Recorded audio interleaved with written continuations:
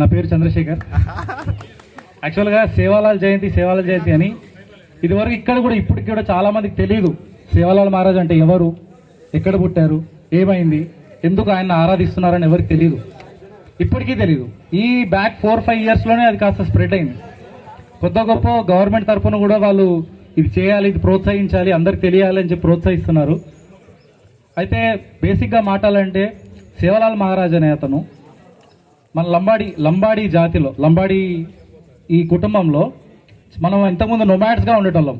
అంటే ఈ ప్లేస్ ఆ ప్లేస్ అని కాదు, ఒక స్థిరమైన నివాసం ఉండకపోయేది మనకి, ఒక స్టేబుల్ నేటివ్ ప్లేస్ లేదు మనకి. అంటే యూస్ టు లైక్ సాల్ట్ మోయడం కానీ, వెపన్స్ మోయడం కానీ, ముఘల్స్ దగ్గర అక్కడ ఇక్కడ వేరే దగ్గర అందరి దగ్గర పనిచేసిన వాళ్ళం.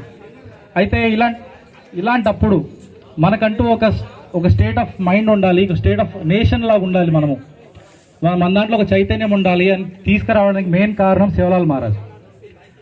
ఇందుకోసం మనకి తాండాలు అనే కాన్సెప్ట్ తీసుకొచ్చి మనకు ఒక నేటివ్ ప్లేస్ అనేది ఇచ్చాడు.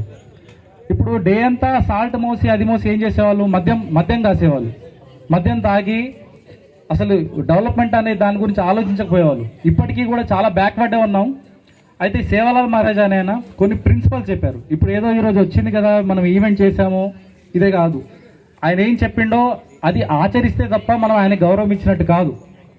ఇప్పుడు భగవద్గీత చదివితేనో కొంటేనో వేరే వాళ్ళకి పంచితేనో మనం మారం, మనం ఆచరిస్తే మారుతాం. అలాగే ఆయన చెప్పిన ప్రిన్సిపల్స్ మనం పాటిస్తే అవుతాం. అంటే ఏంటి, మద్యం తాగకూడదు.